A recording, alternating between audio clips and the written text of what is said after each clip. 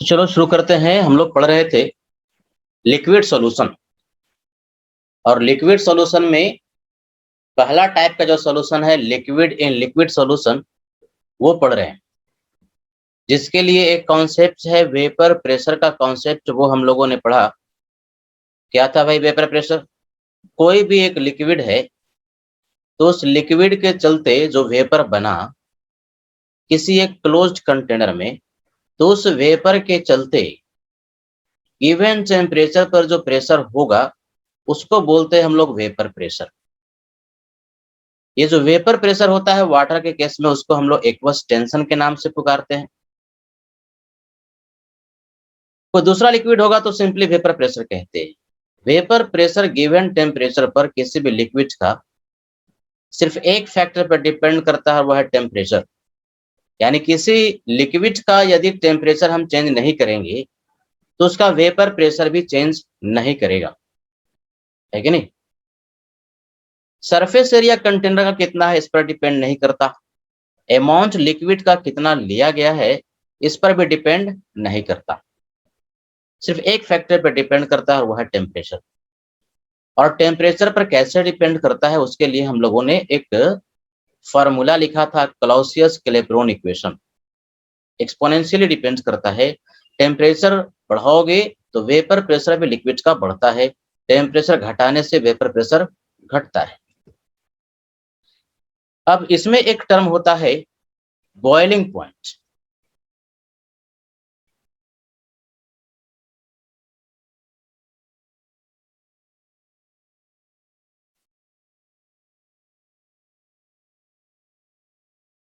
ये boiling point क्या होता है, पहले इसको डिफाइन करते हैं। It is the temperature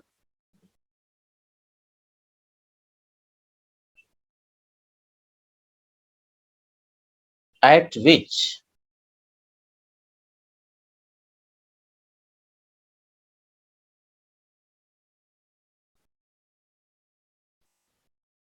vapor pressure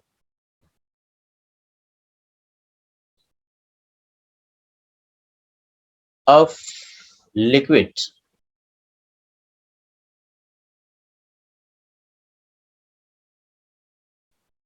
becomes equal to external pressure.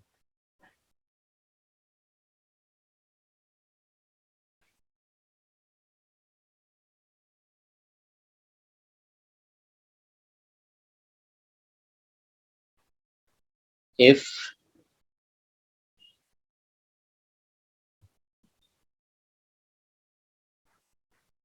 external pressure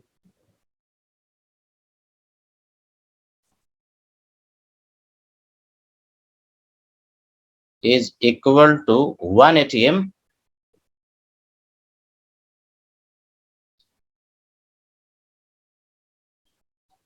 then BP मतलब boiling point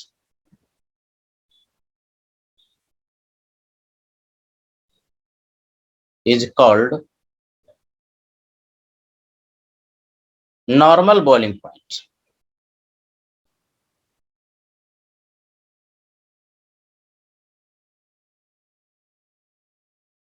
NBP normal boiling point.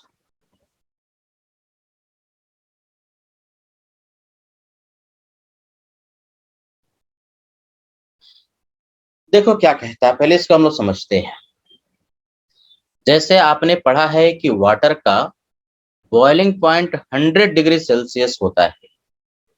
जब आप वाटर को गर्म करते हैं तो क्या होता है, गर्म करने से जैसे जैसे टेम्परेचर बढ़ता है वैसे वैसे वेपर का अमाउंट लिक्विड सरफेस के ऊपर में बढ़ता है। वेपोराइजेशन का जो प्रक्रिया है वो बढ़ते जाती है। जब टेम्परेचर 100 डिग्री सेल्सियस पहुंच जाता है तो लिक्विड का हर एक पार्टिकल, चाहे सरफेस पर हो, चाहे बीच में हो, चाहे नीचे हो या कहीं पर भी हो, वो वेपर में कन्वर्ट होना चाहता है। यानी बेसिकली यदि कोई बर्तन में आप वाटर गर्म कर रहे हो, जैसे चाय बना रहे हो, और उसको ऊपर से एकदम बिल्कुल हल्का ढक्कन से ढक दो, तो जब बॉइलिंग होता है तो क्या होता है, जैसे ही वाटर बॉयल करना शुरू करेगा ना, ये जो ढक्कन है ऊपर की ओर जाने की टेंडेंसी उसकी होने लगती है। कभी-कभी वो बाहर की ओर फेंका जाता है। क्यों ऐसा होता है? क्योंकि नीचे में जैसे-जैसे टेम्परेचर बढ़ रहा था, वेपर प्रेशर बढ़ रहा था। तो वही जो टेम्परेचर 100 डिग्री सेल्सियस पहुँचता है पानी का, तो वेपर इतना ज़्यादा हो जाता है, जिससे कि बाहर का जो प्रेशर है, वो कम हो गया और अंदर वाला थोड़ा-सा ज़्यादा हो गया। तो जैसे अंदर का प्रेशर ज़्यादा होगा बाहर के प्रेशर से, और बहुत हल्का-सा ढक्कन अगर उस पर आप रखे हो जिसका वेट नेग्लिजिबली स्मॉल है, तो क्या करेगा, उसको फेंक देगा। यानी बेसिकली हो क्या रहा है कि 100 डिग्री सेल्सियस पर ये जो वेपर प्रेशर है, बाहर के प्रेशर के बराबर हो गया। यानी वह टेम्परेचर, किसी भी लिक्विड का वह टेम्परेचर जिस पर कि वेपर प्रेशर उस लिक्विड का बाहर के प्रेशर के बराबर हो जाए, उस टेम्परेचर को कहते हैं बॉइलिंग पॉइंट। आप नॉर्मली बॉइलिंग कहाँ करते हो? एटमॉस्फेयर में करते हो। जैसे आप कहते हो 100 डिग्री सेल्सियस वाटर का बॉइलिंग पॉइंट है, तो बेसिकली 100 डिग्री सेल्सियस पर वेपर प्रेशर वाटर का जो है ना, बाहर का प्रेशर कितना? 1 एटमॉस्फेयर, 1 एटमॉस्फेयर के बराबर हो जाता है। तो यदि बाहर का प्रेशर 1 एटमॉस्फेयर के बराबर है, तो उस बॉइलिंग पॉइंट को एक नाम से पुकारते हैं normal boiling point. For example, water का normal boiling point 100 degree Celsius है। अब ध्यान से सुनो, कभी-कभी क्वेश्चन में खाली लिख देगा पानी का बॉइलिंग पॉइंट। जैसे ही बॉइलिंग पॉइंट कह दिया ना, या नॉर्मल बॉइलिंग पॉइंट, तो नॉर्मल बॉइलिंग पॉइंट कह दिया, इसका मतलब 100 डिग्री सेल्सियस टेम्परेचर तो हो ही गया, बाहर का प्रेशर 1 एटमॉस्फेयर हो गया। क्या समझा? वह टेम्परेचर जिसमें लिक्विड का वेपर प्रेशर एक्सटर्नल प्रेशर के बराबर हो जाए, लिखा ना एक्सटर्नल प्रेशर, ये देखो एक्सटर्नल प्रेशर के बराबर हो जाए, उसको हम लोग कहते हैं बॉइलिंग पॉइंट। यही एक्सटर्नल प्रेशर यदि 1 एटमॉस्फेयर के बराबर हो, तो उस बॉइलिंग पॉइंट को कहते हैं नॉर्मल बॉइलिंग पॉइंट, है कि नहीं? और यही एक्सटर्नल प्रेशर 1 बार के बराबर हो, तो उसको बोलेंगे स्टैंडर्ड बॉइलिंग पॉइंट। जैसे नॉर्मल बॉइलिंग पॉइंट है ना, ऐसे ही होता है स्टैंडर्ड बॉइलिंग पॉइंट।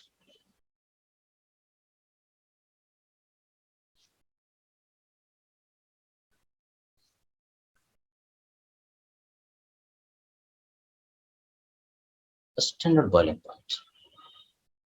अब स्टैंडर्ड बॉइलिंग पॉइंट क्या सीखा है? जब भी स्टैंडर्ड कंडीशन की बात करते हैं तो प्रेशर होता है 1 बार, तो इस केस में एक्सटर्नल जो प्रेशर होगा,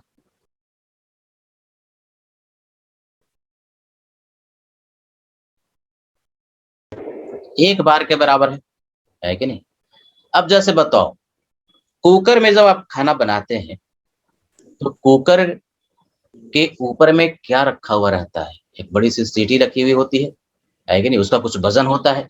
उसके वज़न के चलते प्रेशर 1 एटमॉस्फेयर से क्या होगा? ज़्यादा होगा। अगर हम कुकर का जो सीटी है निकाल दें, तो बाहर का प्रेशर 1 एटमॉस्फेयर हो गया। लेकिन अगर हम ढक्कन से, तो ढक्कन होता है कुकर का, उसके ऊपर में सीटी लगा दें, तो सीटी का भी वज़न है, और उस सीटी के वज़न के चलते प्रेशर जो है ना, काफ़ी ज़्यादा हो जाता है। तो बताओ कि कुकर में बॉइलिंग पॉइंट जो है 1 एटमॉस्फेयर के बराबर होगा कि 1 एटमॉस्फेयर से ज़्यादा होगा? सब बताओ। ज्यादा ज़्यादा ज्यादा हुआ सर। क्यों ज़्यादा? ज्यादा तो बताओ कि 1 एटमॉस्फेयर से मान लो 5 एटमॉस्फेयर हो गए, है ना? 5 एटमॉस्फेयर। सीटी के चलते जो एक्सटर्नल प्रेशर अब क्रिएट हो रहा है वो 5 एटमॉस्फेयर हो गया। तो बॉइलिंग टेम्परेचर जो है कुकर में अब 100 डिग्री सेल्सियस ही होगा कि 100 डिग्री सेल्सियस से डिफरेंट होगा? 100 डिग्री सेल्सियस से डिफरेंट होगा। तो बॉइलिंग पॉइंट के लिए कुकर के अंदर में ये जो प्रेशर, वेपर प्रेशर क्रिएट होगा, तो वेपर प्रेशर कितना चाहिए? 1 एटमॉस्फेयर चाहिए कि 5 एटमॉस्फेयर चाहिए?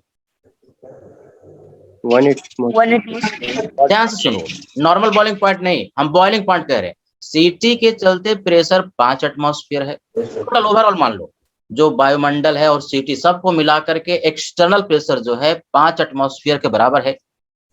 तो अब हमको खाना को बॉयल, जो भी पानी, मान लो कि पानी है, तो पानी को बॉयल करने के लिए उस वाटर का वेपर प्रेशर 5 एटमॉस्फेयर चाहिए कि 1 एटमॉस्फेयर चाहिए? 5 सर। 5 5 सर। 5 एटमॉस्फेयर। 5 एटमॉस्फेयर क्या सिखाया? ध्यान सुनो, सिखा ये रहे हैं कि बॉइलिंग पॉइंट वह टेम्परेचर है जहां पर कि वेपर प्रेशर किसी भी लिक्विड का बाहर के प्रेशर के बराबर हो जाए। यानी बाहर का प्रेशर यदि 5 एटमॉस्फेयर है तो वेपर प्रेशर भी 5 एटमॉस्फेयर होना पड़ेगा। बाहर का प्रेशर यदि 4 एटमॉस्फेयर है तो वेपर प्रेशर भी उस लिक्विड के चलते अंदर में 4 एटमॉस्फेयर होना पड़ेगा। ये बॉइलिंग पॉइंट कह रहे हैं। और वही यदि बाहर का प्रेशर 1 एटमॉस्फेयर है, नॉर्मली क्या होता है, आप एटमॉस्फेयर में गर्म करते हो, बॉयल करते हो, तो एटमॉस्फेरिक जो प्रेशर होता है कितना होता है? 1 एटमॉस्फेयर। तो बाहर का प्रेशर यदि 1 एटमॉस्फेयर है ना, तो फिर उसी को बोल देते हैं, बोलो सब क्या? Normal boiling. Boiling point. Normal boiling point, बस ये है। तो चलो, बाहर का प्रेशर 5 एटमॉस्फेयर था, तो पानी का बॉइलिंग पॉइंट 100 डिग्री सेल्सियस तो नहीं होगा। 100 डिग्री सेल्सियस से कम होगा कि ज्यादा होगा? ज्यादा होगा। ज्यादा होगा। ज्यादा होगा, क्योंकि वेपर प्रेशर चाहिए 5 एटमॉस्फेयर, तो ज्यादा वेपर प्रेशर के लिए ज्यादा टेम्परेचर, क्योंकि टेम्परेचर बढ़ाने पर वेपर प्रेशर क्या होता है? बढ़ता है। टेम्परेचर जब हम बढ़ाते हैं तो वेपर प्रेशर बढ़ता है। यानी कि अब ध्यान से सुनो, कुकर में बॉइलिंग पॉइंट जो होता है ना, 100 डिग्री सेल्सियस से ज्यादा होता है, तभी वो चीजें बॉयल करती है। अच्छा, अब ध्यान से सुनो, पहाड़ पर चल गए, मान लो कि 300 मीटर का पहाड़ था, उस पर आप चढ़ गए और वहां पर खाना बना रहे हो। पहले ये बताओ कि ऊपर जाने से प्रेशर घटता है कि बढ़ता है? ऊपर जाते हैं तो प्रेशर घटता है। पक्की बात, घटता है। चलो, तो प्रेशर घटता है, यानी कि एक्सटर्नल प्रेशर 1 एटमॉस्फेयर से कम होगा पहाड़ पर। अब बॉइलिंग पॉइंट ऊपर जाने पर धरती के रिस्पेक्ट में पानी का या किसी भी लिक्विड का कम होगा कि ज्यादा होगा? कम। कम होगा ना, क्योंकि बाहर का प्रेशर यदि कम हो गया तो हमको लिक्विड का वेपर प्रेशर भी कम ही चाहिए। तो कम वेपर प्रेशर का मतलब कम टेम्परेचर, है ना? तो कभी कभी क्वेश्चन में पूछता है, जब आप ऊपर जाते हैं 200 मीटर 300 मीटर पहाड़ी वगैरह पर पिकनिक मनाने के लिए, तो वहां पर बॉइलिंग पॉइंट जो है किसी भी लिक्विड का घटेगा कि बढ़ेगा? तो घटेगा।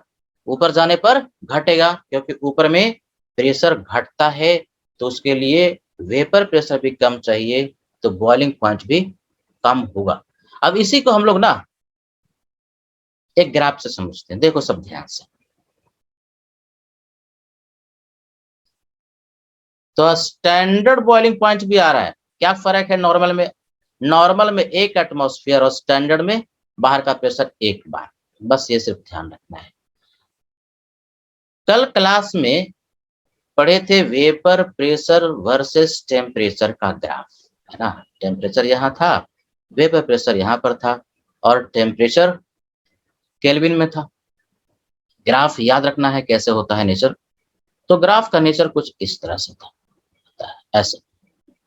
लेकिन टेम्परेचर बढ़ाते हो तो वेपर प्रेशर जो है बढ़ता है।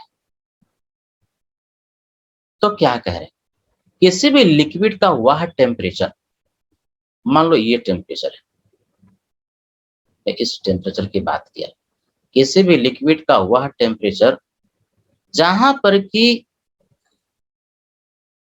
लिक्विड का जो वेपर प्रेशर है एक्सटर्नल प्रेशर के बराबर हो जाए। और मान लो एक्सटर्नल प्रेशर 1 एटमॉस्फेयर है, 1 एटमॉस्फेयर एक्सटर्नल प्रेशर है, तो वेपर प्रेशर को भी 1 एटमॉस्फेयर होना पड़ेगा। तो 1 एटमॉस्फेयर वेपर प्रेशर हो गया, जिस टेम्परेचर पर वेपर प्रेशर 1 एटमॉस्फेयर हो गया, इस टेम्परेचर को हम क्या बोलेंगे? ये टेम्परेचर क्या कहा जाएगा? ये टेम्परेचर कहा जाएगा नॉर्मल बॉइलिंग पॉइंट, यही नॉर्मल बॉइलिंग पॉइंट होगा, जो कि पानी के लिए कितना 100 डिग्री सेल्सियस हो। तो यही तुम्हारा नॉर्मल बॉइलिंग पॉइंट हो गया, यानी 373 केल्विन। अगर वाटर हुआ तो नॉर्मल बॉइलिंग पॉइंट 373 केल्विन। अलग अलग लिक्विड के लिए नॉर्मल बॉइलिंग पॉइंट अलग अलग होगा, नोट कर लो इसको। तो टीबी इसको लिखेंगे, टी का मतलब टेम्परेचर, बी का मतलब boiling point, normal boiling point, इसको नोट कर लीजिए।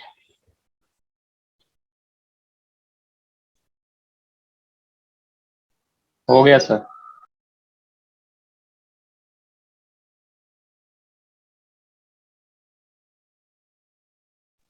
हो गया सर। हो गया बड़ा सबका? Yes sir. तो ये बॉइलिंग पॉइंट हम लोगों ने समझ लिया। थोड़ा आगे बढ़ते हैं।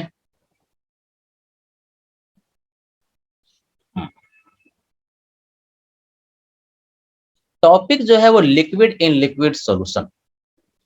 तो लिक्विड इन लिक्विड सॉल्यूशन में हम लोग को पढ़ना है रॉल्ट्स law.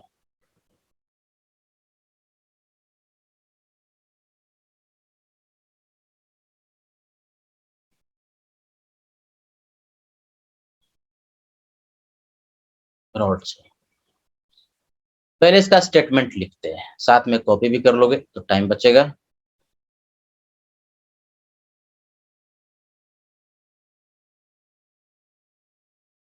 Paper pressure of a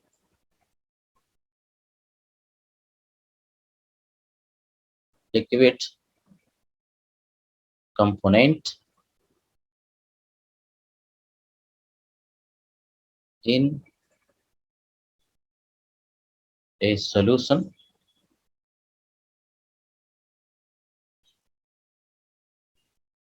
with another liquid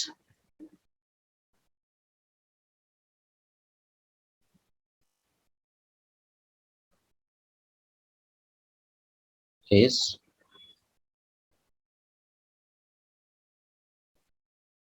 directly proportional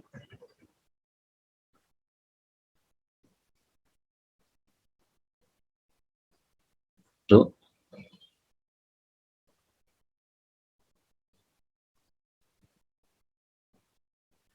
mole fraction of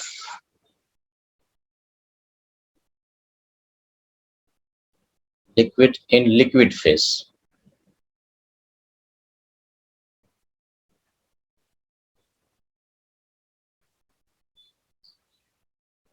Vapor pressure of a liquid component in a solution with another liquid, मतलब दो लिक्विड मान लो है, दोनों लिक्विड को हमने मिला दिया, एक सॉल्यूशन तैयार हो गया। तो उसमें किसी एक लिक्विड कंपोनेंट का जो वेपर प्रेशर होगा वो कह रहा है is directly proportional to mole fraction of that liquid in liquid phase. समझते हैं, एग्जांपल्स है ना, स्टेटमेंट को समझना बड़ा आसान होता है। मान लो कि हमारे पास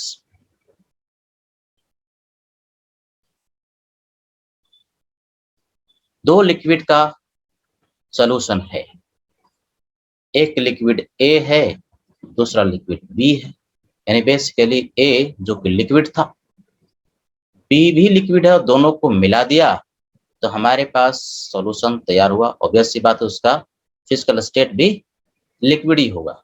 तो दो कंपोनेंट हो गए ए और बी, इसमें कोई एक सॉल्यूट होगा और दूसरा सॉल्वेंट होगा। कौन सॉल्यूट कौन सॉल्वेंट ये हमने बताया हुआ है। जिसका मोल फ्रैक्शन कम है वो सॉल्यूट है, जिसका मोल फ्रैक्शन ज्यादा है वो सॉल्वेंट है। तो ए और बी दो लिक्विड थे और दोनों को आपस में बढ़िया से मिला दिया गया, है कि नहीं। दोनों ही वोलेटाइल, जनरली जो लिक्विड होता है ना वोलेटाइल होता है। वोलेटाइल का मतलब क्या है, जिसका वेपर बनता है। तो ए का भी वेपर बनेगा, ए भी वेपर में कन्वर्ट होगा, वेपर बना दिया, और बी का भी वेपर बनेगा। दोनों ही वोलेटाइल लिक्विड है, दोनों का वेपर लिक्विड सरफेस के ऊपर में बनेगा। तो ए भी वेपर में होगा और बी भी वेपर में होगा। यानी बेसिकली जो लिक्विड ए और बी लिया, दोनों को मिलाया, तो दोनों का वेपर ऊपर में है और दोनों का लिक्विड फेज जो नीचे में बच गया वो भी मौजूद है। यानी दोनों ऊपर में है और दोनों नीचे भी है। नीचे में जो लिक्विड वेपोराइज होने के बाद ए और बी बच गया ना, उसको बोलते हैं लिक्विड फेज। समझोगे बढ़िया से, ये है लिक्विड फेज। और दोनों का जो वेपर ऊपर में गया तो उसको बोलते हैं वेपर फेज। दो फेज क्रिएट हो गया। तो ए और बी का अमाउंट दोनों फेज में मौजूद है। अब यहां पर मान लो कि लिक्विड फेज में ए का जो मोल फ्रैक्शन है वो एक्स ए है। एक्स का मतलब क्या? Mole fraction. कहां पर? लिक्विड फेज में। किसका? ए का। X A is mole fraction of A in liquid phase. Define भी करते जाना है। एक्स ए जो है बेसिकली मोल फ्रैक्शन है, शॉर्ट फॉर्म में हम एमएफ लिख रहे हैं, मतलब मोल फ्रैक्शन। किसका? ए का। कहां पर? इन लिक्विड फेज। ये लिक्विड फेज में मोल फ्रैक्शन है। सिमिलरली बी भी है भाई लिक्विड फेज में, तो इसका मोल फ्रैक्शन को हमने डिफाइन कर दिया एक्स बी। ये डिफिनेशन बढ़िया से समझोगे क्योंकि ये बार बार इस्तेमाल होगा। एक्स बी भी मोल फ्रैक्शन ही है। किसका? बी का। कहां पर? इन लिक्विड फेज। एक्स जब भी हम डिनोट करेंगे वो मोल फ्रैक्शन होगा लिक्विड फेज में। अब ए और बी वेपर में भी है बच्चे, तो ए का वेपर फेज में मोल फ्रैक्शन के लिए हम वाई लिखे। वाई का मतलब मोल फ्रैक्शन वेपर फेज में, यानी वाई रिप्रेजेंट करेंगे मोल फ्रैक्शन वेपर फेज के लिए, एक्स रिप्रेजेंट करेंगे मोल फ्रैक्शन लिक्विड फेज के लिए। तो यहां पर ये जो वाई हमने लिखा ये भी मोल फ्रैक्शन ही है। एम एफ मतलब मोल फ्रैक्शन। किसका? ए का। कहां पर? In vapour phase. Vapour phase. Similarly B भी ऊपर में मौजूद है, तो बी का भी ना मोल फ्रैक्शन वेपर फेज में होगा, उसको हमने वाई बी कह दिया। वाई इज मोल फ्रैक्शन किसका? बी का। तो मोल फ्रैक्शन है बी का। कहां पर? In vapour phase. तो फिर से मैं बता रहा हूं, दो लिक्विड लिया ए और बी, दोनों को बढ़िया से मिला करके सॉल्यूशन बना दिया। दोनों का वेपर ऊपर में भी होगा, वेपराइज करेगा। दोनों लिक्विड वोलेटाइल है। वोलेटाइल का मतलब इसका वेपर बनता है। तो कुछ अमाउंट लिक्विड फेज में रह जाएगा ए और बी का और कुछ वेपर में चला गया गिवन टेम्परेचर पर। तो जो लिक्विड फेज में मोल फ्रैक्शन ए और बी का होगा उसको एक्स से रिप्रेजेंट करेंगे, और जो वेपर फेज में जाएगा उसको हम वाई से रिप्रेजेंट करेंगे। बाकी तो नोटेशन ए और बी मतलब ए के लिए और बी के लिए है। अब जरा देखो, ये एक्स ए और एक्स बी जो हमने लिखा ना, इसको लिक्विड कंपोजिशन कहते हैं। X A and X B, इसको बोलेंगे लिक्विड कंपोजिशन। यानी क्वेश्चन में कभी भी कह दे कि लिक्विड कंपोजिशन बताओ, इसका मतलब आपको मोल फ्रैक्शन कैलकुलेट करना है ए और बी का लिक्विड फेज में। Similarly Y A and Y B, ये भी कंपोजिशन है। कहां पर? वेपर में, तो इसको बोलते हैं वेपर कंपोजिशन। कंपोजिशन का मतलब यहां से मोल फ्रैक्शन से होता है, तो वेपर कंपोजिशन।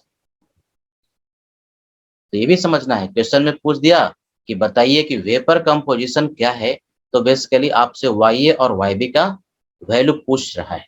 अब जरा ध्यान सुनो, ये तो समझ में आ गया। लॉ कहता है, रॉल्ट साहब कहते हैं कि ए और बी चूंकि दोनों ही वेपर में पहुंच गया, तो ए के चलते अपना वेपर प्रेशर होगा और बी के चलते भी अपना वेपर प्रेशर होगा। कोई भी गैसियस मिक्सचर होता है तो अपना अपना जो प्रेशर होता है उसको हम लोग पार्शियल प्रेशर भी कहते हैं। तो ए का जो वेपर फेज में उसका अपना पार्शियल प्रेशर होगा और बी का भी अपना पार्शियल प्रेशर होगा। उसी पार्शियल प्रेशर को यहाँ वेपर प्रेशर कह रहे हैं। तो ए का जो वेपर प्रेशर होगा ना, वो डायरेक्टली प्रोपोर्शनल होगा मोल fraction of A in liquid phase. यानी कि अगर हम फिर इस पेज पर आएंगे, ध्यान से देखो, लॉ कहता है ये मान लो पीए है, पीए का मतलब वेपर प्रेशर ए का, पीए का मतलब वेपर प्रेशर ए का, this will be directly proportional to mole fraction of A in liquid phase. ये PA directly proportional to X से, वाई का नहीं बल्कि एक्स का, यही लॉ है। एंड सिमिलरली लिख सकते हैं ये जो पीबी होगा, पीबी क्या, वेपर प्रेशर, किसके चलते, बी का जो वेपर है उसके चलते, यानी इसको बोलते हैं vapour pressure of B. This will be directly proportional to mole fraction of that liquid component in liquid phase, यानी PB will be directly proportional to X B, यही लॉ है। यानी कि हम पहले पेज पर फिर से जाएंगे लिखने के लिए, उसकी चिंता मत करो। तो यहां से एक फार्मूला आ जाता है पीए। सर मेरा एक क्वेश्चन है सर। हाँ अभी रुक जाओ बेटा, रुक जाओ, हम पूछेंगे कोई क्वेश्चन उस समय पूछना, पहले इसको समझ लो।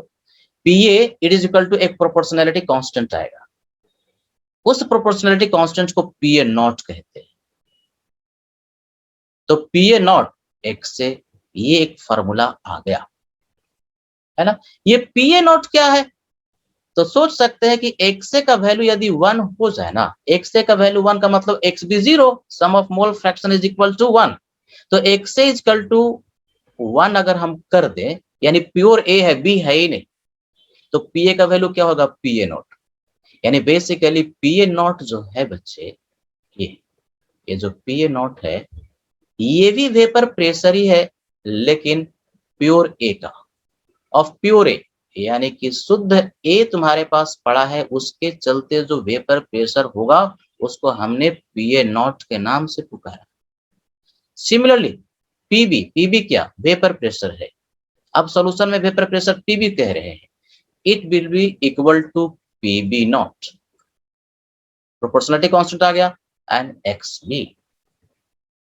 तो उसी तरह से यदि पीबी नॉट की बात हम करें तो ये पीबी नॉट क्या हो जाएगा, पीबी नॉट भी हो जाएगा वेपर प्रेशर, किसका, ऑफ प्योर बी। रटने वाली बात थोड़ी ना है कि पीबी लिख दिया तो सर प्योर बी का कैसे हो गया, खुद ही सोच सकता है कि एक्स बी का वैल्यू यदि हम 1 कर दें, तो एक्स बी का वैल्यू 1 का मतलब क्या, एक्स से 0, एक्स से 0 का मतलब क्या, ए है ही नहीं, जो भी है वो क्या है, बी है। तो जो भी है बी है, इसका मतलब प्योर बी है। तो एक्स बी का वैल्यू यदि 1 होगा तो पीबी का वैल्यू पीबी नॉट के बराबर हो जाएगा, यानी प्योर बी लोगे तो जो वेपर प्रेशर होगा पीबी नॉट कहा जाएगा। तो PB naught basically vapour pressure है प्योर बी का, और PA naught vapour pressure pure A का। अब रही बात पीए, तो ये पीए हमने क्या सिखाया, ये भी वेपर प्रेशर है, किसका वेपर प्रेशर है, ए का। कहां पर, इन सॉल्यूशन, इन सॉल्यूशन का मतलब क्या, ए और बी का सॉल्यूशन बना दिया, तो ए का जो वेपर ऊपर में गया उसके चलते जो प्रेशर क्रिएट हुआ उसका अपना पार्शियल प्रेशर, उसको हमने कहा PA, vapour pressure of A in solution. Similarly अगर हम पीबी की बात करते हैं,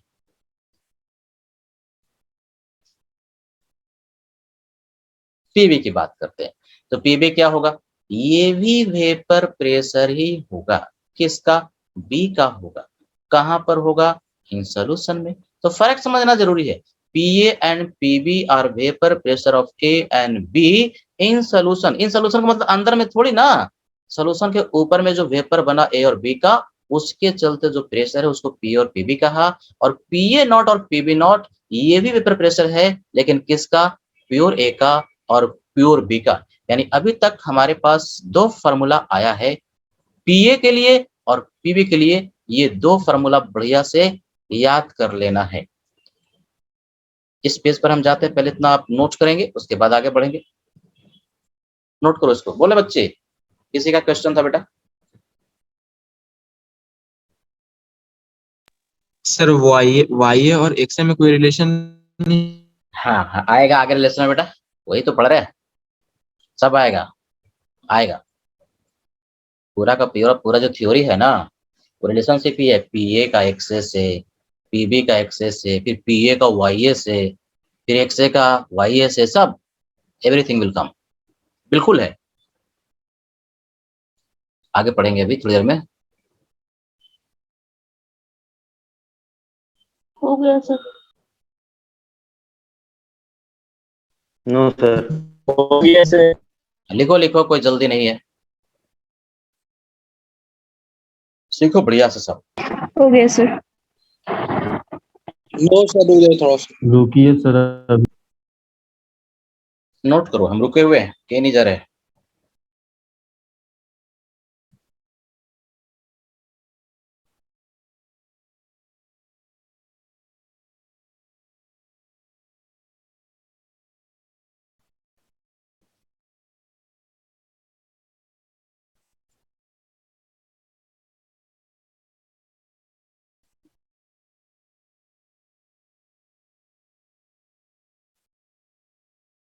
हो गया सर। सबका हो गया, आगे बढ़े। Yes no sir. सर, अभी नहीं यस सर। एक बच्चा नो बोल रहा है, नोट कर लो बेटा फटाफट। हो चुका है सर।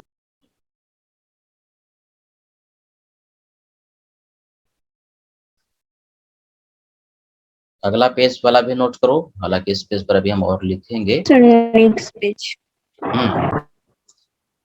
इस पेज का लिखो, P is equal to P A naught x A, PB is equal to PB naught x B, जहां पर कि PA और PB जो है वो वेपर प्रेशर है A और B का सोल्यूशन में, और ये जो प्रोपोर्शनैलिटी कांस्टेंट आया PA नॉट और PB नॉट, ये भी A और B का ही वेपर प्रेशर है लेकिन प्योर का, तो PA नॉट और PB नॉट का वैल्यू कांस्टेंट होगा। गिवन टेम्परेचर पर वेपर प्रेशर किसी लिक्विड का कांस्टेंट होता है, तो PA नॉट और PB नॉट का वैल्यू यदि टेम्परेचर कांस्टेंट है तो वो कांस्टेंट होगा, है ना। नोट कर लिया सब। Yes sir. सर। ठीक है सर, वेरी गुड। अब यहाँ पर एक चीज तो आ गया, वेपर प्रेशर किसी भी लिक्विड कंपोनेंट के लिए फार्मूला आ गया, पीए का भी और पीबी का भी। सर अगर 3 लिक्विड रहता तो 3 लिक्विड रहता उसका भी कर सकते थे, जैसे एक सी भी रहता तो पीसी इक्वल टू क्या होता, पीसी नॉट एंड एक्स सी, है कि नहीं, ऐसे कर लेते। तो हमें बाइनरी सॉल्यूशन ही नॉर्मली पढ़ना होता है जिसमें कि 2 ही कंपोनेंट होते हैं, एक सॉलिड दूसरा सॉल्वेंट, 2 ही कंपोनेंट है। अब जरा देखो, ऊपर में वेपर है ए का भी और बी का भी, वेपर है क्या, गैस है, तो गैस की जो थ्योरी लागू होती है ना, यहाँ पर भी वही थ्योरी लागू होगी।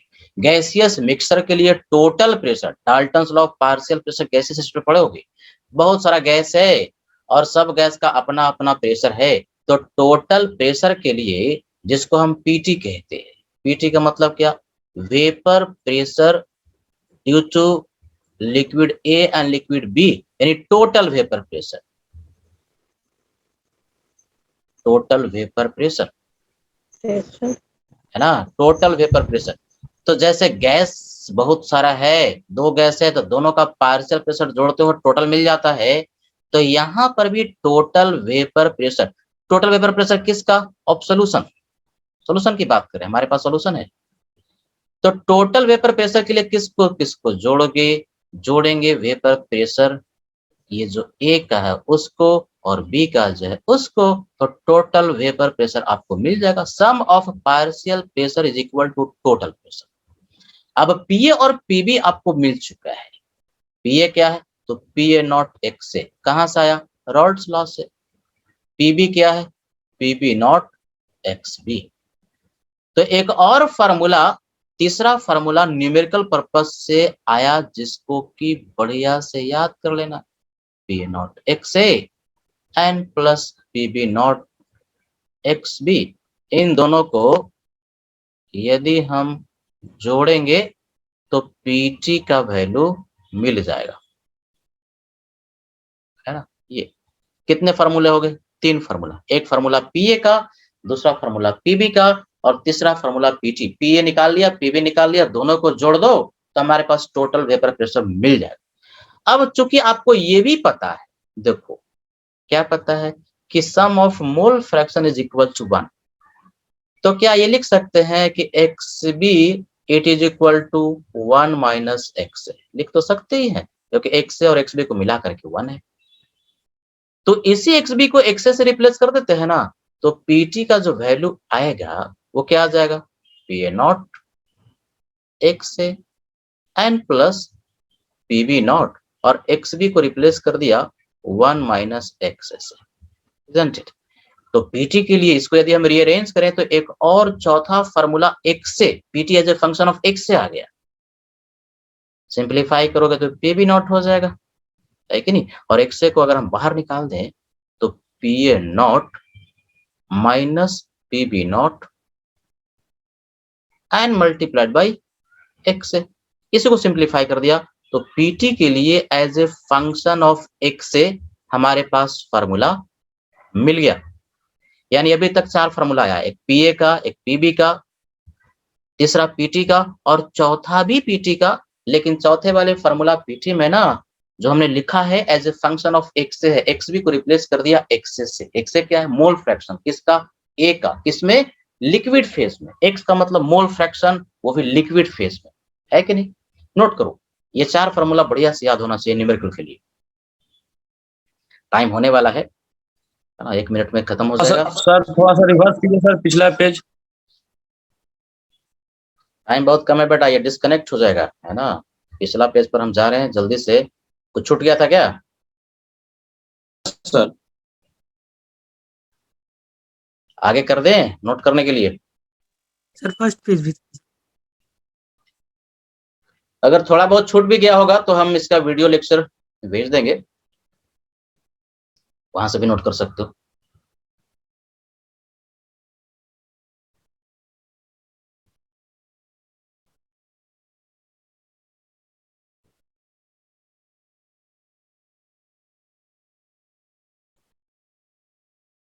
हो गया सर।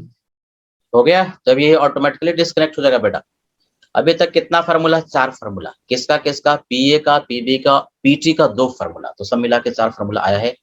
चलो अभी हम लिंक भेजते हैं फिर से, और फिर से इसको हम रिवाइज करेंगे। इसको डिस्कनेक्ट करें, लिख लिया सब? Yes, sir. Yes, sir. Okay. Yes, sir. अभी 2 मिनट में जल्दी से उसको रिवाइज करते हैं, फिर आगे बढ़ेंगे। पढ़ रहे हैं हम लोग रॉल्ट्स लॉ। रॉल्ट्स लॉ में क्या कह रहा है कि 2 लिक्विड हैं, दोनों लिक्विड को हमने मिला दिया और दोनों लिक्विड को मिलाया तो दोनों ही वोलेटाइल लिक्विड है, दोनों का वेपर भी बनेगा। तो दोनों का वेपर बनेगा तो दोनों के चलते अपना अपना वेपर प्रेशर होगा।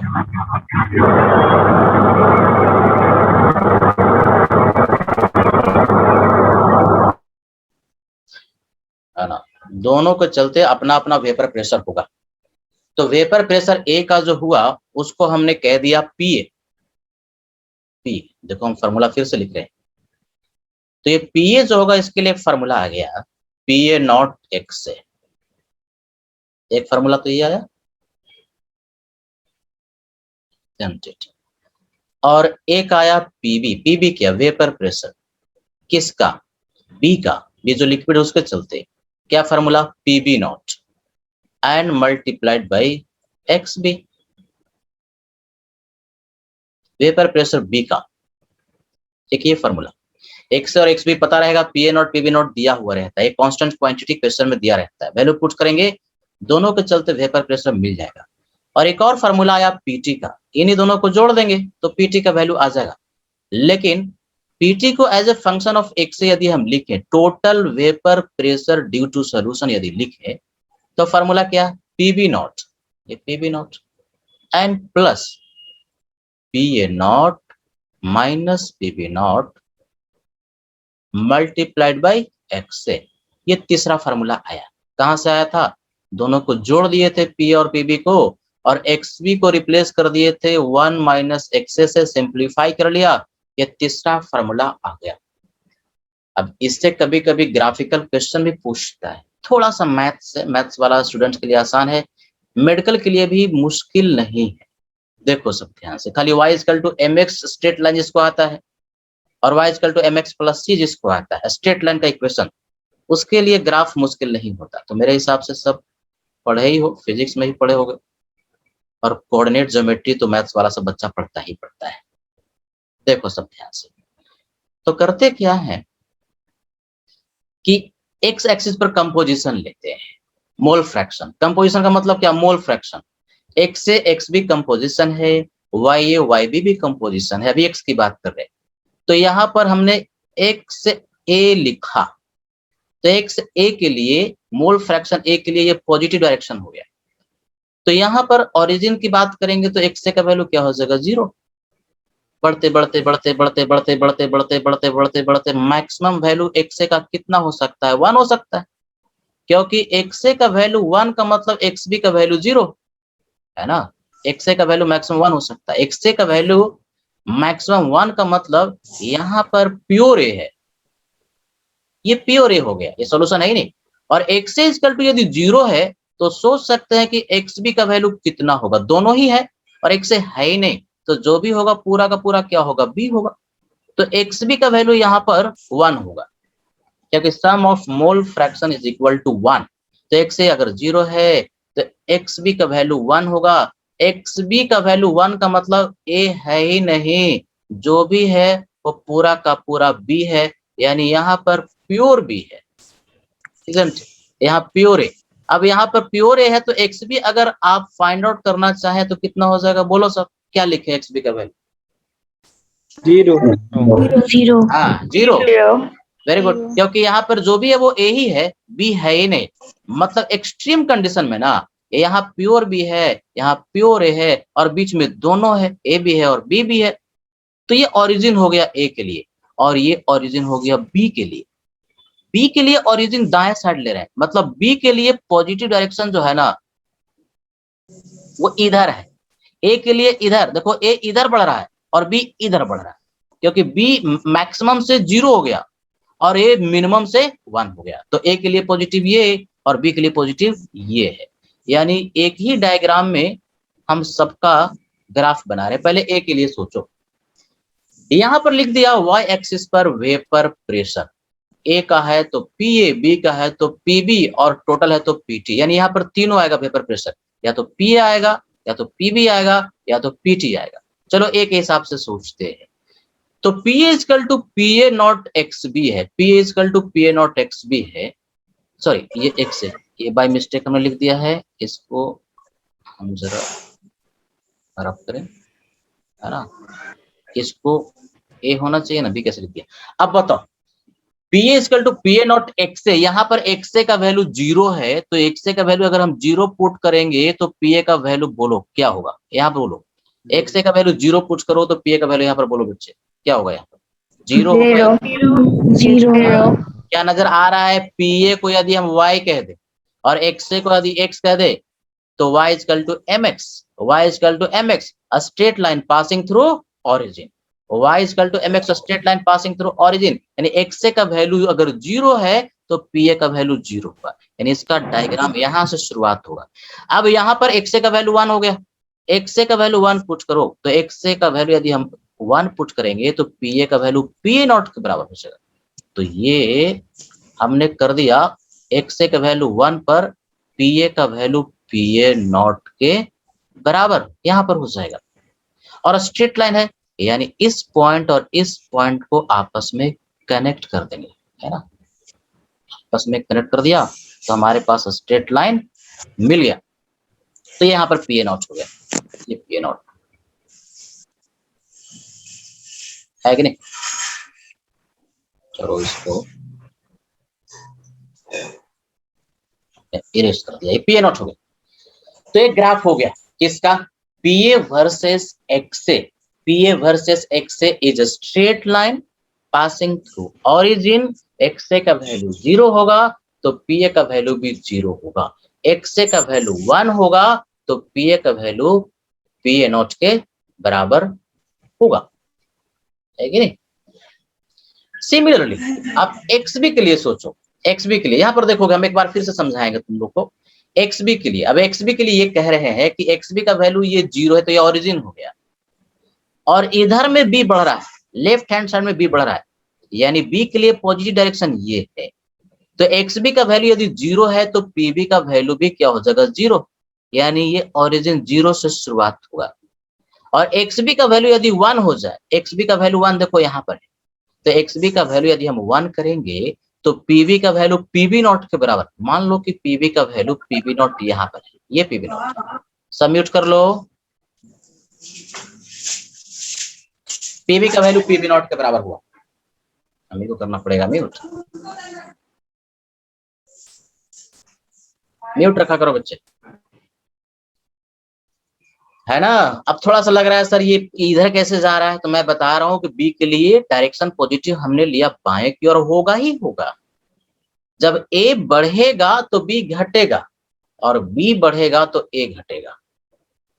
अब क्या करेंगे, ओरिजिन से पास करता हुआ स्ट्रेट लाइन, ये हो गया y, x हो गया x, तो y equal to mx straight line passing through origin, ये यहां से, तो इसको हम यहां से ऐसे मिला दिए, ये स्ट्रेट लाइन हो गया।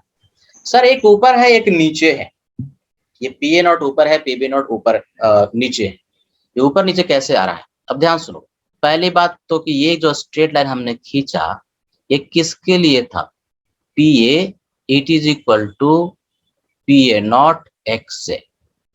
ये जो ग्राफ हमने खींचा वो किसके लिए था, P B it is equal to P B naught x B, ये इसके लिए था।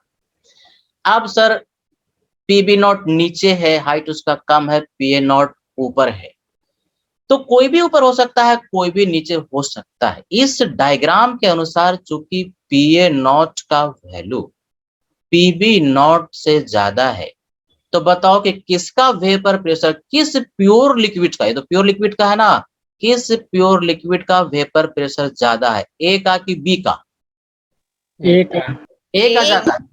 तो ए का जिसका भी वेपर प्रेशर ज्यादा होता है ना उसको कहते हैं कि मोर वोलेटाइल है। गिवन टेम्परेचर पर जिसका वेपर प्रेशर, जिस प्योर लिक्विड का वेपर प्रेशर ज्यादा होगा वो मोर वोलेटाइल है। तो कोई भी मोर वोलेटाइल हो सकता है, बी भी हो सकता था। अगर बी मोर वोलेटाइल होता तो ये ऊपर होता और ये नीचे होता, और दोनों का यदि वेपर प्रेशर बराबर ही होता प्योर का तो दोनों एकदम बिल्कुल हॉरिजॉन्टल पोजीशन में होते। तो कभी भी P A naught PB naught से बड़ा है तो निष्कर्ष निकलता है कि लिक्विड ए जो है, ये सब पूछता है, लिक्विड ए जो है is more volatile. More volatile का मतलब क्या है, उसका वेपर ज्यादा बनेगा, है कि नहीं, बस इतना इसका अर्थ है। तो दो ग्राफ हो गया, एक P A as a function of x से, दूसरा P B as a function of x B. ऐसे भी सोचो ये अगर प्योर बी है तो जो भी वेपर प्रेशर होगा किसके चलते होगा, बी के चलते होगा, यानी पीबी नॉट के बराबर होगा। अब यहाँ पर प्योर ए है तो जो भी वेपर प्रेशर होगा किसके चलते होगा, ए के चलते, तो जो भी होगा वेपर प्रेशर वो पी नॉट के बराबर होगा। और फिर ऑरिजिन से दोनों पास करेगा, ऑरिजिन से कनेक्ट कर दिया तो दोनों का स्ट्रेट लाइन मिल गया। अब पीटी, ये पीटी क्या है, total vapour pressure as a function of x से, तो एक्स ए का वैल्यू यहाँ 0 और ये पॉजिटिव डायरेक्शन है। तो जरा देखो इसको एनालिसिस करो, पीटी को हम y एक्सिस पर यदि हम पुट करें पीटी तो इसको y कह दिया, ये पीटी हो गया y, है ना। ध्यान से देखो, पीटी को हमने कह दिया y एक्सिस पर तो इसको y कह दिया, और एक्स को x कह दिया। डायग्राम पर खींचते हो ना तो जो x एक्सिस पर उसको x कह देते हो और जो y एक्सिस पर उसको y कह देते हो। तो अब इस पीटी को यदि हम लिखना चाहें तो क्या लिख सकते हैं, ये इंटरसेप्ट हो गया पीबी नॉट, सी जिसको हम कहते हैं पीबी नॉट, है ना, and plus P A naught minus PB naught, P A naught minus PB naught multiplied by ये एक्स से है। इससे कंपेयर करो बच्चे, अगर हम पीटी को y कह दें, है ना, इसको पीबी नॉट जो कॉन्स्टेंट को c कह दिया, इंटरसेप्ट कह दिया, और एक्स को x कह दिया, तो ये क्या हो जाएगा mx, यानी mx प्लस सी, y equal to mx plus सी। तो ये भी pt इक्वल टू y। इन दोनों को आपस में यदि आप कंपेयर करेंगे तो दिख रहा है कि जो इंटरसेप्ट होगा c का जो वैल्यू होगा किसके बराबर, पीबी नॉट। ये पीबी नॉट क्या होता है, ये जो c जो होता है वो क्या होता है, इंटरसेप्ट होता है, यानी ये बेसिकली इंटरसेप्ट हो गया, इंटरसेप्ट जो कि y एक्सिस पर कट करेगा। और P A naught minus PB naught किसके बराबर, m के बराबर। m होता क्या है, स्लोप होता है, m is nothing but slope. tan theta का वैल्यू, इसका वैल्यू कितना हो गया, P A naught minus PB naught. तो क्या इसको भी इसी डायग्राम पर खींच सकते हैं। मान लो कि ये वेपर प्रेशर यहाँ पर हम पीटी ले रहे हैं y एक्सिस पर, तो यहाँ पर इस पोजीशन पर एक्स का वैल्यू 0 है, यहाँ पर एक्स का वैल्यू 0 पुट करो, एक्स का वैल्यू 0 पुट करेंगे तो पीटी का वैल्यू किसके बराबर, पीबी नॉट के बराबर, ये हो जाएगा, है कि नहीं। ऐसे भी सोचो कि अगर एक्स 0 है तो जो भी है वो क्या है, एक्स बी है, तो एक्स बी के चलते जो प्रेशर होगा किसके बराबर, टोटल प्रेशर का हो या पीबी नॉट का हो, दोनों तो सेम ही हो गया, तो पीबी नॉट ये पॉइंट हो जाएगा।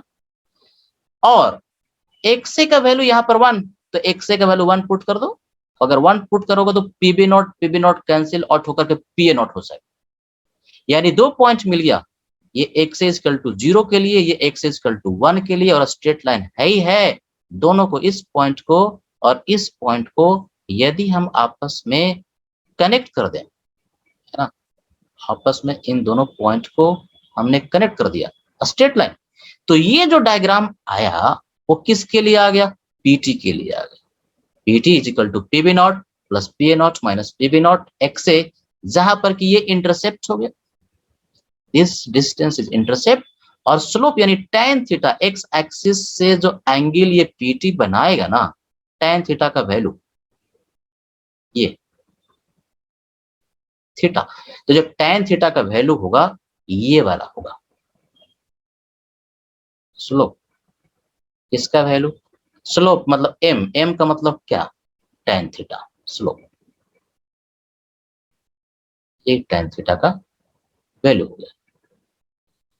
तो ये ग्राफ ऐसे हम तीनों का एक ही साथ बना सकते हैं, पहले इसको नोट करो।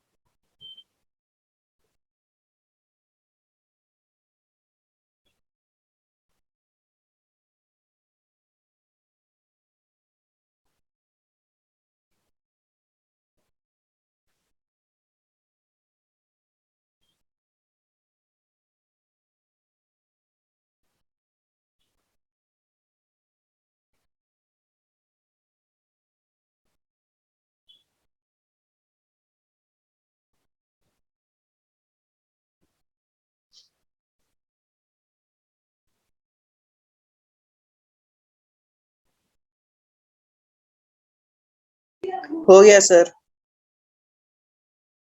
रुक जाइएगा। हो गया सर। लिखो लिखो सब।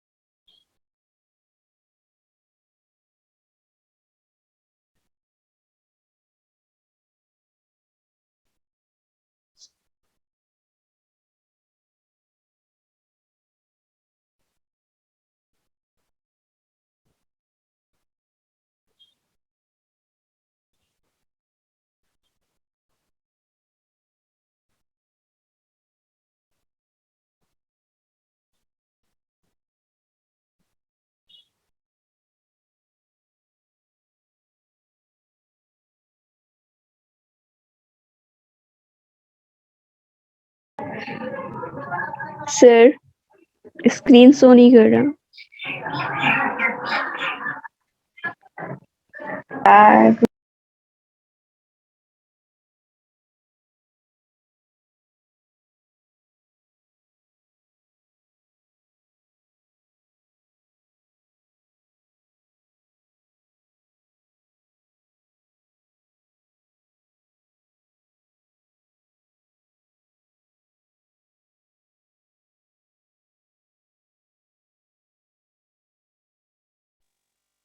आवाज नहीं आ रहा है सर आवाज सर नहीं आ आप रहा है। म्यूट किए हुए हैं। सर, बोल ही नहीं रहा है अभी।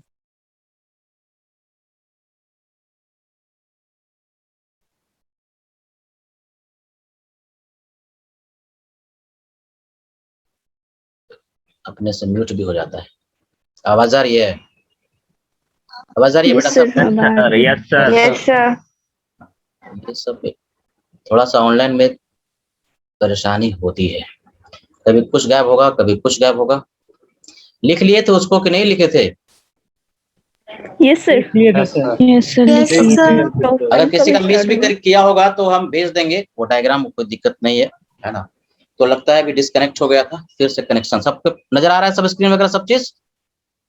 Yes, sir. Yes, sir. Yes, sir. Very good. Yes, sir. तो चलो, तो फार्मूला बेसिकली हम लोगों ने अभी तक 4 फार्मूला पढ़ा है। तो लिक्विड कंपोजिशन में एक्स और एक्स भी देखा, वेपर में भी तो हमारे पास ए और बी है। तो वेपर कंपोजिशन कैसे निकालते हैं? वेपर कंपोजिशन, वेपर कंपोजिशन का मतलब हुआ कि वेपर में मोल फ्रैक्शन ए और बी का कितना है, यानी YA और YB, ये हमें निकालना है। YA का वैल्यू क्या होगा और YB का वैल्यू क्या होगा। अब वेपर का मतलब क्या? वेपर का मतलब गैस। तो वेपर का मतलब गैस यदि होता है तो गैस के लिए जो रूल लगता है ना, वही यहां पर भी लगेगा, Dalton's law of partial pressure. तो Dalton's law of partial pressure के लिए आप लोगों ने पढ़ा है कि यदि किसी का पार्शियल प्रेशर गैस का चाहिए, मान लो कि 2 गैस है ए और बी, और पार्शियल प्रेशर ए का हमको चाहिए, तो टोटल प्रेशर में उसी गैस के मोल फ्रैक्शन से मल्टीप्लाई कर देते हैं। तो पीटी टोटल प्रेशर है और मोल फ्रैक्शन किसका? उस गैस का। तो गैस यहाँ पर कौन है? वेपर है। तो वेपर फेज में जो मोल फ्रैक्शन है, गैस का हो या वेपर का हो, दोनों बात सेम है। देखो तो यहाँ पर एक से नहीं लिखेंगे, एक से लिखेंगे तो एक से तो मोल फ्रैक्शन लिक्विड फेज में था, यहाँ पर हम डाल्टन्स लॉ लगा रहे हैं तो पीटी में YA से मल्टीप्लाई कर देंगे। ये जो फार्मूला आ रहा है कहां से आ रहा है? From Dalton's law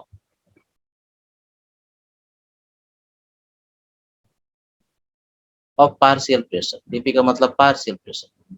Dalton's law of partial pressure gaseous state में पढ़ोगे, किसी गैस का पार्शियल प्रेशर जो आता है टोटल प्रेशर में उसी गैस के मोल फ्रैक्शन से मल्टीप्लाई कर देते हैं, उससे आता है। तो यहाँ पर YA होगा, एक से नहीं आएगा। ये जो एक से लिखे थे ना, वो किस लॉ से? रॉल्ट्स लॉ से लिखे थे। तो यहाँ डाल्टन्स लॉ से हमने पार्शियल प्रेशर ए का यानी वेपर प्रेशर ए का लिख दिया। तो YA के लिए हमारे पास एक फार्मूला आ गया, क्या भाई? PA and divide by PT।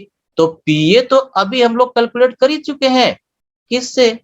रॉल्ट्स law से। क्या फार्मूला?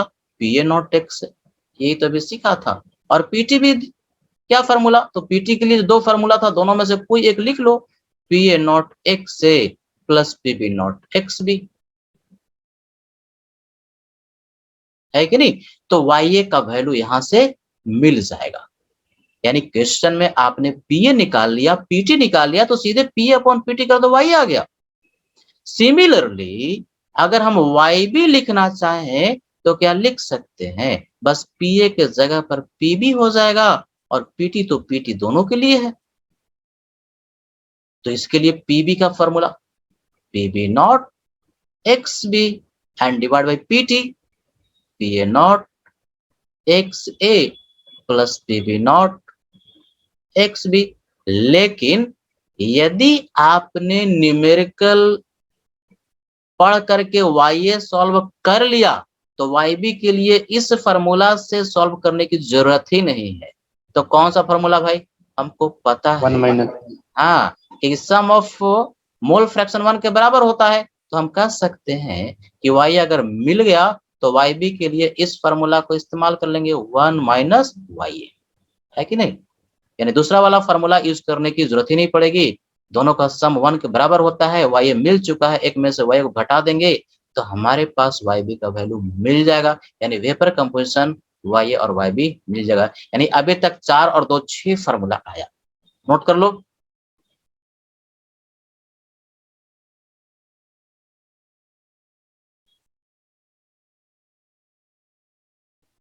देखो आ गया ना Y और X के बीच रिलेशनशिप, ये देखो आ गया।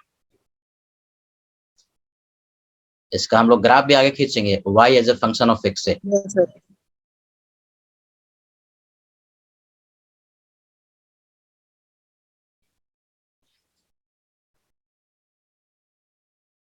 हो गया सर।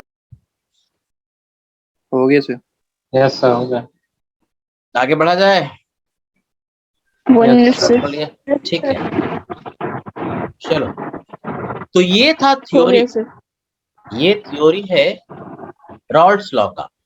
तो रॉल्स लॉ में ये जो 6 फार्मूला है कंठस्थ याद कर लेना, एक बार 2 बार 3 बार लिख लेना। फार्मूला सबको याद होना चाहिए, ये नहीं कि एग्जाम में गया और डिराइव करना शुरू कर दिया।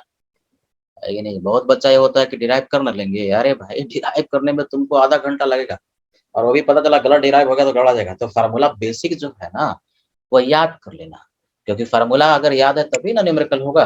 कैसे याद होगा? बार बार रिवाइज करने से होगा, और कैसे होगा?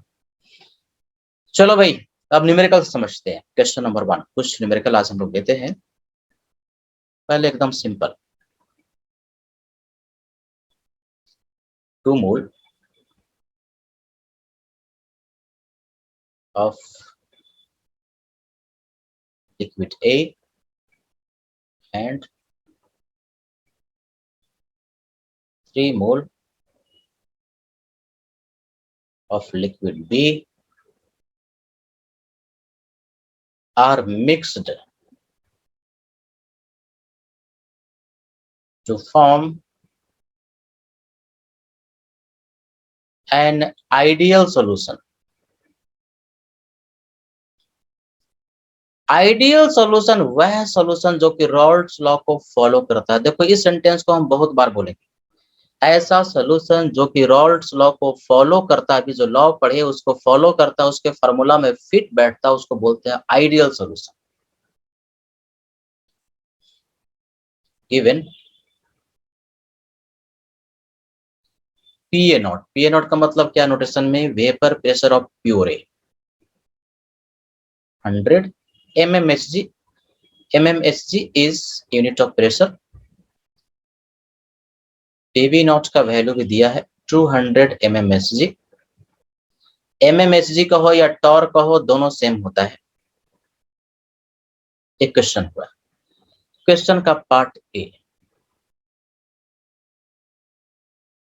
कैलकुलेट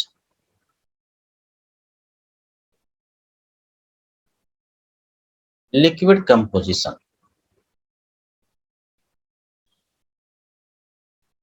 क्वेश्चन में कहता है कि 2 मोल ए का और 3 मोल बी का, दोनों लिक्विड था, दोनों को मिला दिया, सॉल्यूशन तैयार हो गया। PA नॉट और PB नॉट का वैल्यू दे दिया, यानी प्योर ए और प्योर बी का जो वेपर प्रेशर वो दे दिया। तो लिक्विड कंपोजिशन बताओ सब, लिक्विड कंपोजिशन का मतलब क्या पूछा? एक्स से पूछा या वाई ए पूछा? एक्स पूछा, वाई पूछा, क्या पूछा? एक्स से पूछा और एक्स भी पूछा, एक्स से पूछा और एक्स भी पूछा। Very good. तो एक्स से का मतलब क्या? एक्स से का मतलब मोल फ्रैक्शन ए का लिक्विड फेज में। तो लिक्विड को ही तो मिलाए थे, 2 लिक्विड और इसका 2 मोल, इसका 3 मोल। तो आप मोल फ्रैक्शन कैसे लिखते हो? जिसका मोल फ्रैक्शन लिखना है ना उसका नंबर ऑफ मोल ऊपर में, नीचे में क्या? सबका। सबका मतलब ए का भी और बी का भी, तो Na प्लस एन बी ऐसे लिख दिया। अगर 3 लिक्विड रहता तो सर तो तीनों का नीचे में होता है। जैसे मान लो कि 4 मोल सी का भी होता, तो मोल फ्रैक्शन ए के लिए क्या करते? नंबर ऑफ मोल ए का ऊपर में और नीचे में ए का भी, बी का भी और सी का भी, तो ये मोल फ्रैक्शन मिल जाता।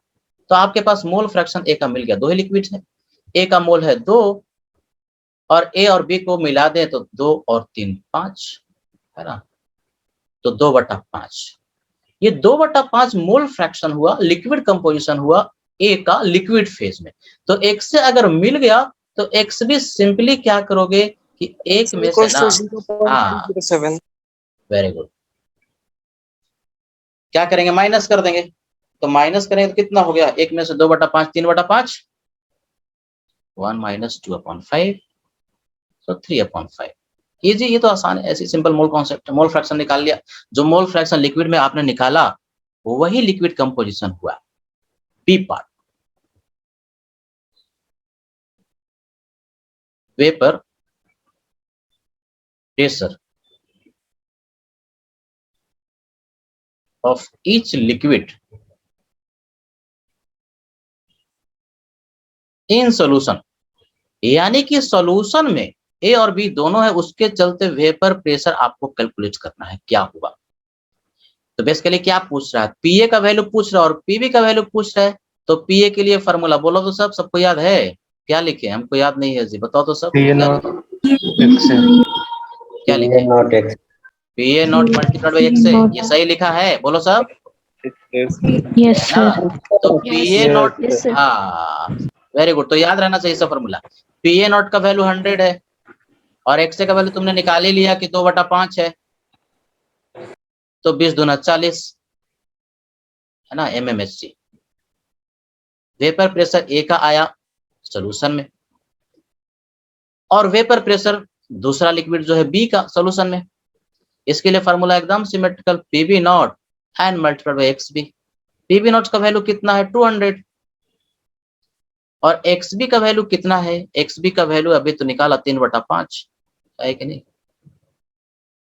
ये कितना हो गया 120, 40 से कैंसिल होगा, 4 तिया 12, 120 mmHg। क्या आ गया, ये आ गया वेपर प्रेशर दोनों लिक्विड का सोल्यूशन में। क्वेश्चन का सी पार्ट पूछ दिया total vapour pressure.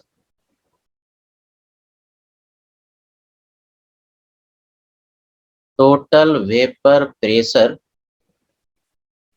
Of solution. क्या करोगे, एक तो तरीका ये है कि PT equal to P A naught x A plus PB not x B कर लिया, या बेसिकली आया कहां था, कहां से था, पीटी इक्वल टू दोनों को जोड़ देंगे तो पीए ऑलरेडी हमारे पास मिल ही गया। हाँ, सीधे सीधे जोड़ देना है, बड़ा वाला फॉर्मूला लिखने की थोड़ी ना जरूरत है, वो तो निकाल ही लिए, पीए नॉट एक्स का वैल्यू भी निकाल लिए, पीबी नॉट एक्स बी का वैल्यू भी निकाल लिए, तो पीए और पीबी को सिंपली दोनों को जोड़ दो, यही टोटल वेपर प्रेशर हो गया। तो 40 प्लस 120 160 mmHg। यानी बेसिकली अगर क्वेश्चन में सिर्फ टोटल वेपर प्रेशर ही पूछता तो ऊपर वाला ए और बी दोनों तुमको करना पड़ता, तभी ना पीटी निकालते। चलो अब क्वेश्चन का इसी पेज पर हम डी पार्ट लेते हैं, वेपर कंपोजिशन पूछते हैं। ये सब दिख रहा है ना जो हम लिख रहे हैं, इसमें फोटो तो नहीं आ रहा है, वेपर कंपोजिशन नहीं सर, दिख रहा है। दिख रहा है सब ना, वेपर कंपोजिशन। क्योंकि रजनीश सर का हम देख रहे थे, उनका पूरा ही स्क्रीन सर लोग बहुत दिनों से पढ़ा रहे हैं, हम तो अभी तुम ही लोग को पढ़ाए इससे, इसके पहले हमने इसे पढ़ाया ही नहीं, तो हमको बहुत एक्सपीरियंस इसका नहीं है। वेपर कंपोजिशन ये पूछता है कि वेपर कंपोजिशन क्या होगा, तो बोलो क्या पूछ रहा है, वाई का वैल्यू पूछ रहा है और वाई बी का वैल्यू पूछ रहा है कि नहीं। तो वाई और वाई बी का वैल्यू आप कैसे निकालोगे, तो वाई के लिए एक फार्मूला था, अभी हम लोग सीखे हैं। क्या फार्मूला था, ऊपर में पी ए और नीचे में पीटी। अब चूंकि पीए तो निकाल लियो तो पीए नोट एक्स लिखने की जरूरत नहीं है, और पीटी भी डायरेक्ट आ ही गया, इधर निकाल ही चुके हो, तो सीधे सीधे पीए और पीटी का वैल्यू पुट कर दो। पीए का वैल्यू कितना है 40 और पीटी का वैल्यू 160, 4 का 16, 1/4 यानी 0.25, यही आंसर हो गया वाई। और वाई बी के लिए पीबी अपॉन पीटी कर लो या सिंपली वाई 1 माइनस वाई कर लो, तो भी आंसर सेम ही आ जाएगा। 1 में से 1/4 को घटा दिया तो 3/4, ये आंसर आ गया, नोट कर लो। तो एकदम सिंपलेस्ट क्वेश्चन हुआ।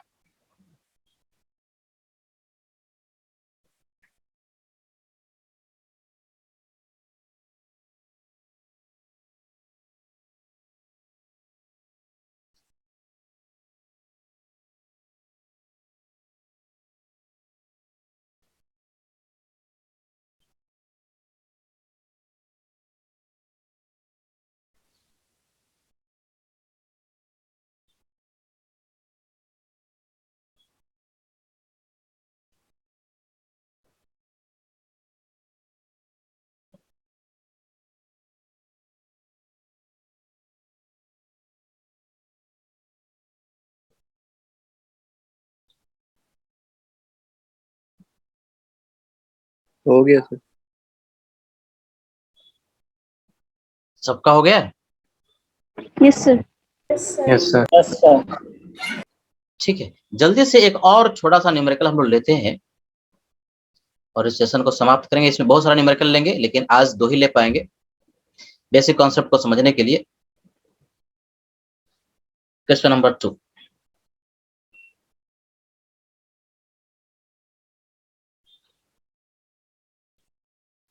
$78 ग्राम of benzene and 92 gram of toluene are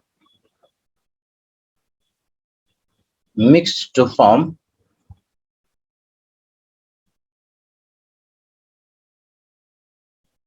an ideal solution. Vapor pressure of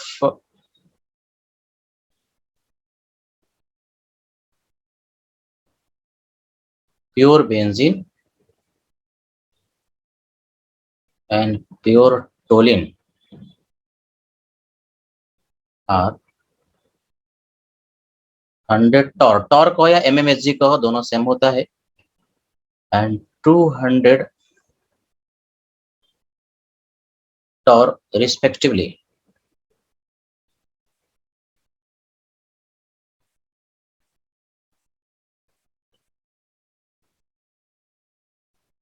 Calculate vapor pressure of each liquid in solution and vapor composition.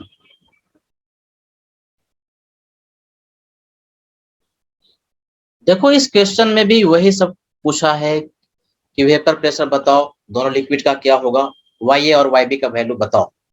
लेकिन इसके पहले वाला क्वेश्चन और इस क्वेश्चन में फर्क क्या है कि वहां पर डायरेक्टली नंबर ऑफ मोल दिया था, यहाँ पर डायरेक्टली मोल न देकर के मास दे दिया.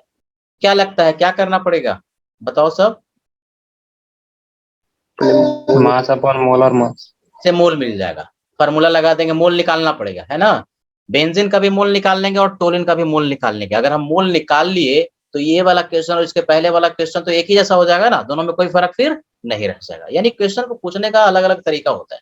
कभी डायरेक्टली मोल दे देगा, कभी जो है उसका मास दे देगा, कंपाउंड दे देगा तो कंपाउंड का मोलर मास आप उसको निकाल लीजिए.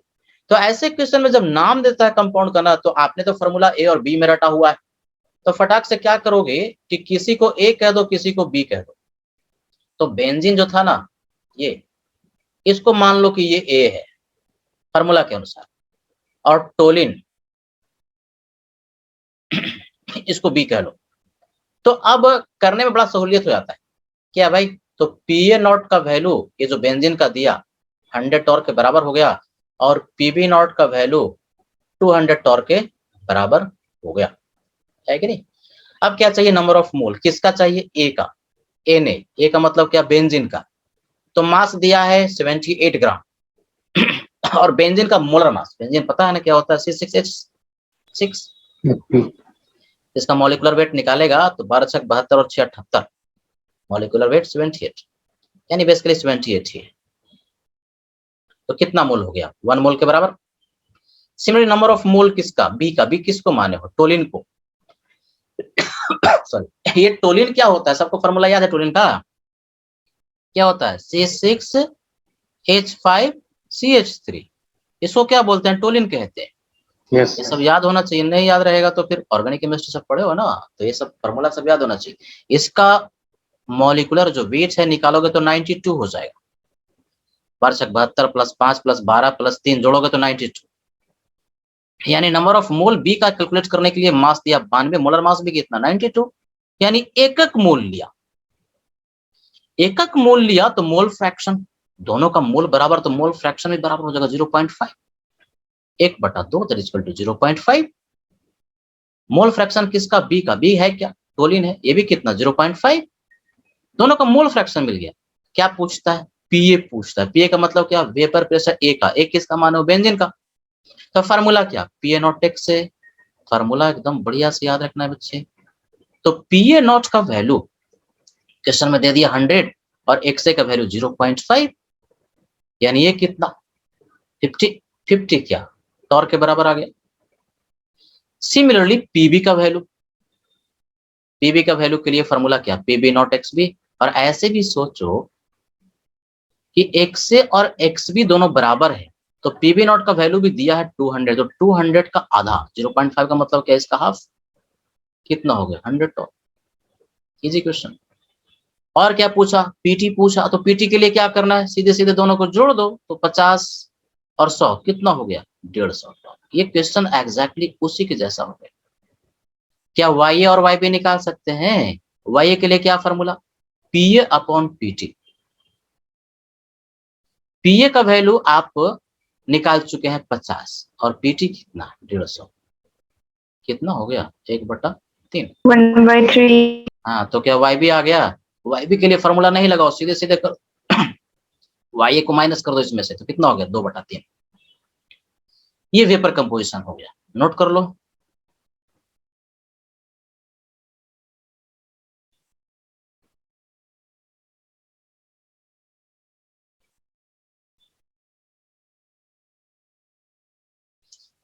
तो ये दो क्वेश्चन हम लोग, हाँ सिंपल क्वेश्चन है, ये ऑटोमेटिकली डिस्कनेक्ट हो जाएगा बेटा, क्योंकि टाइम हमको लेस देन 1 मिनट बता रहा है। हो गया sir. Thank you sir. Thank you sir. Welcome. Thank you sir. ठीक है, तो अगले क्लास में बढ़िया से रिवाइज करोगे। Okay sir. Yes sir.